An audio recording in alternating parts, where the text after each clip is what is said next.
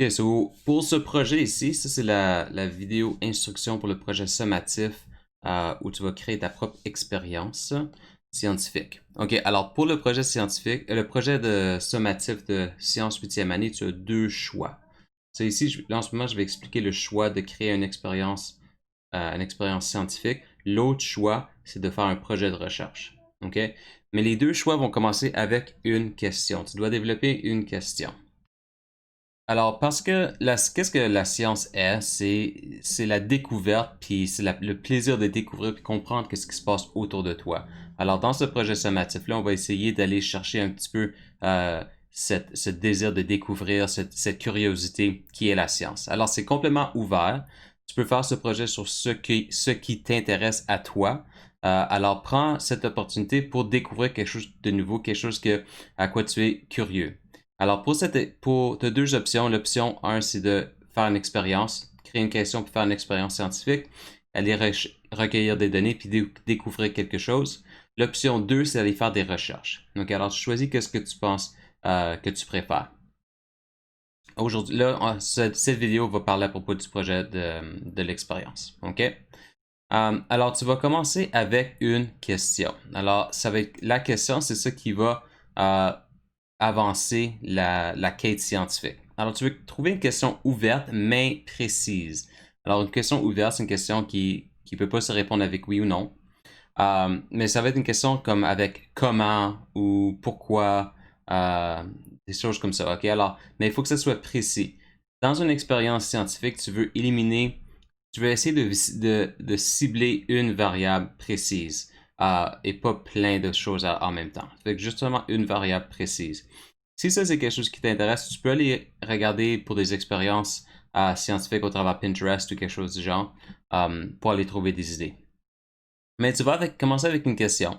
Par exemple, une question précise et ouverte, ce serait comment la température affecte le taux d'écoulement d'un liquide. Ok, alors là, tu as une variable qui est la température.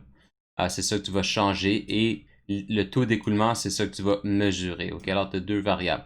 Une que tu vas changer puis une que tu vas mesurer. En science, on appelle ça la variable indépendante, qui est celle que tu vas changer, et la variable dépendante, qui est celle que tu vas mesurer. Puis tu veux voir comment la variable indépendante va changer la variable dépendante. Alors, comment la température va changer le taux d'écoulement.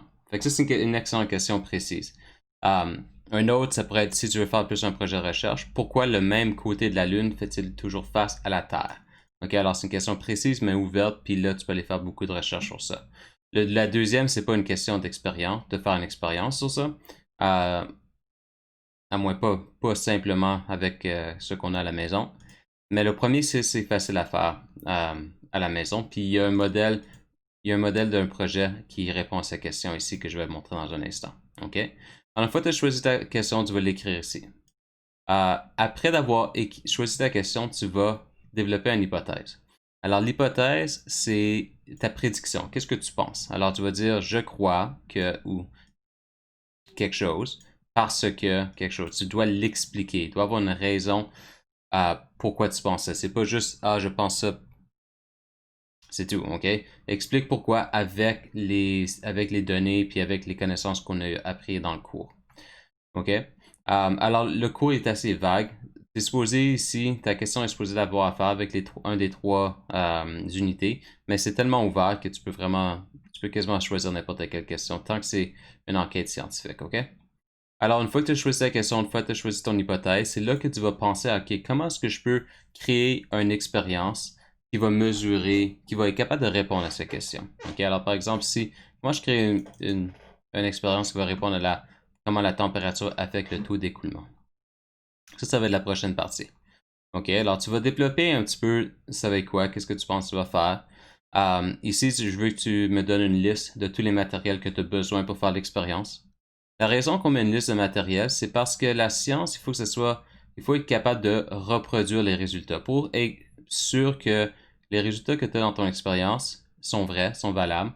Il faut être capable de reproduire ton expérience quelque part d'autre, quelqu'un d'autre qui le fait, exactement ce que tu fais, puis avoir exactement les mêmes résultats. Puis c'est pour ça qu'on veut mettre les matériels. Il faut être clair c'est quoi les matériels qu'on utilise. C'est pour ça qu'on met la démarche parce que si quelqu'un veut s'assurer que tu as eu les bons résultats, il faudrait que je sois capable de prendre ton test Je le fais à la maison, avec moi-même, avec les mêmes matériels, avec les mêmes procédures, puis je devrais avoir les mêmes résultats que toi. Si je ne les ai pas, il y a quelque chose qui est allé bizarre, soit qu'on a une erreur quelque part. Euh, alors, puis un des résultats sont peut-être pas bons. C'est pour ça qu'il faut mettre une liste de matériel, de tout ce que tu as besoin pour faire l'activité, pour faire l'expérience. Tu mets la démarche, sois précis dans la démarche, dis exactement ce que tu fais, sois très précis, ok? Puis ici, tu vas recueillir des données. Alors, je t'ai pas donné de tableau de données, mais tu as déjà fait des labos dans le passé où tu dois prendre des données dans un tableau. Ici, tu dois créer ton propre tableau dépendant qu'est-ce que tu as fait. OK? Alors, regarde, je vais vous montrer un exemple d'un projet, puis ça va vraiment vous aider à comprendre. OK, alors ce document ici, exemple de science 8, projet sommatif, ça ici, c'est dans vos devoirs aussi, tu peux le regarder comme modèle. Alors, celui-ci, si vous avez remarqué, tout ce que j'écris, comme je l'écris dans une autre couleur, ça fait beaucoup plus facile pour moi de le corriger si qu'est-ce que toi tu écris, tu le mets dans une autre couleur. Alors ici, ça c'est ma question. Comment la température affecte les taux d'écoulement des liquides? Voici mon hypothèse. Je crois que si la température augmente, le taux d'écoulement augmente parce que les particules bougent plus quand le liquide est chaud qui réduit la viscosité. Ok, alors ici il y a mon raisonnement. Ok, la raison. Basé sur qu'est-ce que je connais. Bon, alors ici, j'ai fait une liste de matériel. L'expérience ici qui est développée, c'est tu vas prendre trois petites bouteilles de shampoing, tu vas chauffer les bouteilles à différentes températures, puis tu échappes une bille dans la bouteille, puis la bille va tomber, puis tu chronomètres combien de temps ça prend à la bille de tomber en bas. Ok, alors tu fais ça 5 fois, tu fais 5 essais dans chacune. Puis ça, c'est l'expérience qui est ici. Alors, qu'est-ce que tu as besoin? Tu as besoin d'une bouteille de shampoing transparente. Tu as besoin de trois bouteilles vides qui doivent aussi être transparentes parce que tu vas mettre le shampoing dans trois petites bouteilles. Tu as besoin d'un chronomètre pour savoir combien de temps la bille tombe. Tu as besoin de trois billes assez petites pour mettre dans chaque bouteille. Alors tu vas mettre trois billes pareilles dans chacune pour faire le chronomètre. Un marqueur permanent pour mesurer une distance où ça va commencer. Une cuvette pour l'eau, de l'eau chaude, de l'eau froide et de la glace. La cuvette, c'est là que tu vas mettre l'eau chaude. Ou l'eau froide, tu vas tremper ta bouteille dans l'eau chaude, dans l'eau froide pour la refroidir. Ok, ça c'est un exemple de qu'est-ce que tu pourras faire. Toi, tu ne vas pas faire cette expérience-là. Tu vas créer ta propre expérience. Ok. Alors ici c'est la démarche. Tu vois, c'est assez détaillé, exactement ce que on doit faire. Ok. Ta démarche devrait être bien détaillée comme ça. Alors dans mon tableau de données, ici, dans cette expérience ici, j'ai trois bouteilles, puis j'échappe la bille 5 fois, puis puis je mets le temps. Ça, c'est mon tableau de temps. Alors, je mesure le temps avec un chronomètre pour savoir combien de temps ça prend à la bille d'arriver à une certaine ligne jusqu'au fond de la bouteille. Puis c'est toujours la même chose. OK, alors, j'ai tout recueilli ça dans un tableau de données. Toi, ton tableau de données devrait être semblable, mais ça va être différent parce que tu vas recueillir différentes données, ça va être une différente démarche. OK? Euh, une fois que tu as fait ton expérience, tu as recueilli toutes les données que tu avais besoin, c'est là que tu vas analyser les données. OK? Alors là, on est rendu à la prochaine étape, l'analyse. Tu vas analyser les données sous forme de graphique et tu vas expliquer ce que tu as remarqué et appris. Tu vas prendre ton tableau de données et tu vas créer un graphique avec ça. Alors, si on regarde l'exemple de l'analyse, ici, il y a un graphique qui est ajouté qui démontre la moyenne de temps entre la température pièce, la bouteille chaude puis la bouteille froide. Et là, tu peux facilement voir que, oh wow, quand c'est froid, ça prend plus de temps que quand c'est chaud. Si tu remarques ici, j'ai un titre dans mon graphique. Ça dit le temps, okay, ce qui démontre que la colonne, le vertical, c'est le temps. En bas, c'est tout bien indiqué, tout est beau sur mon graphique. Okay? Alors, tu devrais avoir un beau graphique qui est bien facile à lire pour faire l'analyse, puis après ça, une petite phrase qui décrit ce que tu as appris avec les données. Fait que ça, c'est ton analyse. C'est pas plus compliqué que ça. Juste mettre tes choses sous forme de graphique. Prends un graphique qui fait du sens dépendant de ton expérience. Finalement, la conclusion, tu vas écrire en forme de paragraphe ce que tu as appris de l'expérience et comment ça peut être appliqué appliquer dans le monde autour de toi. Tu vas aussi identifier des sources d'erreurs. Alors, qu'est-ce qui aurait pu, qui était une erreur au niveau des données que tu as recueillies, comment est-ce qu'ils sont peut-être pas si précises, peut-être qu'il y avait quelque chose que tu n'étais pas capable de contrôler. Ok, tu vas me dire c'est quoi les sources d'erreur. Il y a toujours des sources d'erreur. Par exemple, une erreur, ce serait pour l'expérience avec les bouteilles de shampoing où on échappe les billes. Ben, je mets ma bouteille d'eau chaude, ma bouteille de shampoing dans l'eau chaude. Quand je la sors, le shampoing va commencer à refroidir. Alors, il va pas être à une température constante pour chaque essai. Alors, là, à l'essai 1, il est plus chaud que l'essai 2. OK? Alors, ça peut être une source d'erreur. Ah, ça, ce serait des exemples.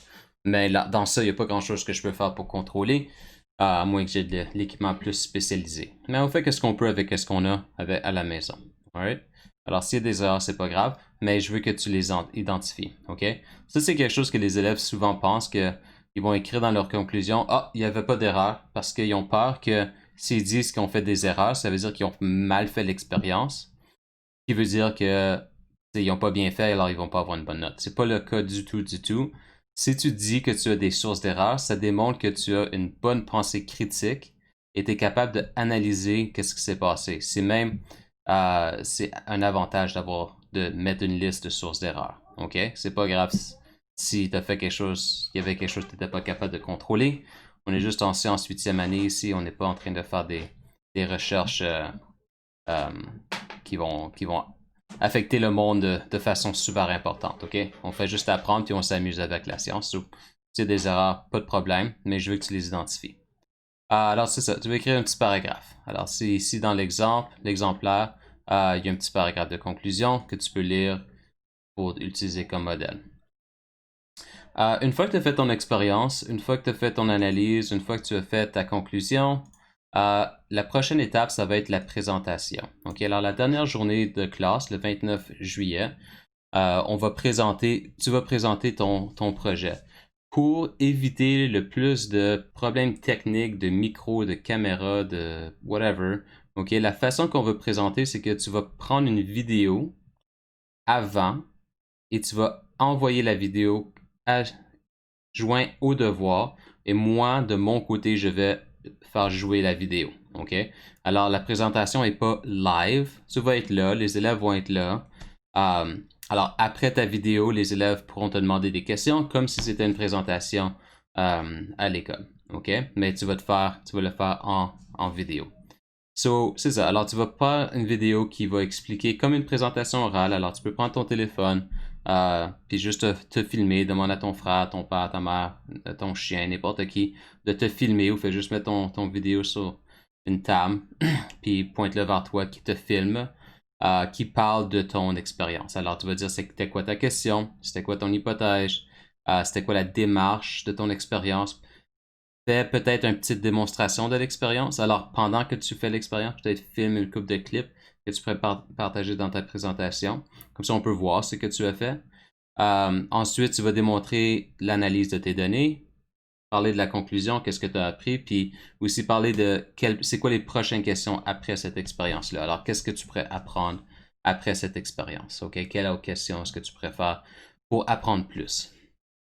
Alors ça, ce serait ta présentation. Ça devrait pas être super long, 5 minutes environ. OK? Le but de ce projet, guys, c'est pour apprendre quelque chose de nouveau, à s'amuser avec les sciences, puis juste, c'est ça, juste avoir du plaisir puis découvrir un peu la science, OK? Alors, stressez pas. Assurez-vous, par exemple, d'avoir tous les critères nécessaires. À la dernière page ici, il y a les critères d'évaluation qui te montrent exactement ce qu'on veut faire, ce que je veux voir, OK, dans ta présentation, ton organisation. C'est vraiment semblable c'est la même grille que tu as vue déjà pour le projet de recherche des carrières, OK? Alors, c'est pas mal semblable. Euh, alors, c'est tout. Si jamais tu as des questions, c'est ça, tu peux toujours demander de l'aide, envoie-moi un courriel ou quelque chose. OK? Sinon, bonne chance, puis amusez-vous.